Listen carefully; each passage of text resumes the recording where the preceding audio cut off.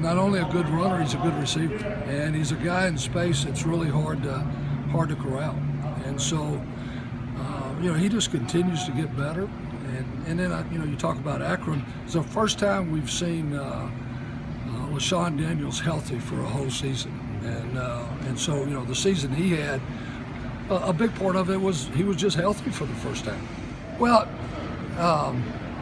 I think they have worked extremely hard. Losing Matt had a tremendous ripple effect, because what it did was it took Riley, who played in our 3 wide receiver set, and was very good B in our language, and now we had to move him inside.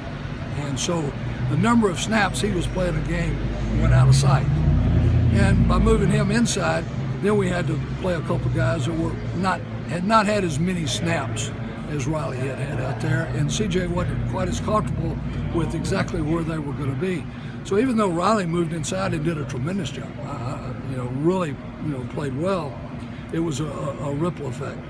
To the question, I think Germ is continuing to grow, and both Falconer and Devontae have done some things during this month. We've had probably 15 practices before we got here. So they've had 15 more times with CJ. So hopefully they've gotten better. I feel like they have. What about Jay Scheel? I mean, so much hype about him, partly our fault in the preseason. Really? Don't look at me, man. It's the first time ever. I've only done this 43 years. The first time ever. Go ahead. I'd like to confess my sins when I can. Yeah. No, but seriously, he ends up with 5 catches. Yeah.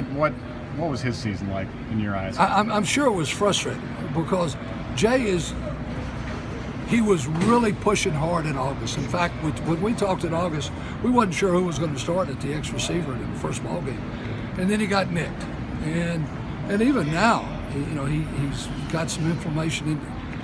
He's not stayed healthy. He's not stayed healthy, and where it has really hurt him is at the end of routes. It's not running. You can't see him running and say, well, it looks like he's limping. But it's at the end of routes when all the stress goes down to planting and getting out. That's where it's hurting. In 2017. Well, Nate has exceeded expectations for a freshman. When we signed him, I told him, plan on redshirting, but expect to play. Okay, and what I meant was, don't take the summer off. Work hard, but you'll probably redshirt. But he just kept doing things in camp that was not freshman-like. He didn't repeat mistakes. All the pointing that we do all has a reason. Mentally, he was on top of it. And so we had a long discussion in August. If CJ stays healthy, is this the right thing? Is it not the right thing? And we decided, hey, he'll be better in spring if he is the number 2 guy. So he's made great progress. I think everybody would like to win the national championship and be 85 years old and get your cane and walk off the deal. It doesn't work that way. I haven't thought about it too much.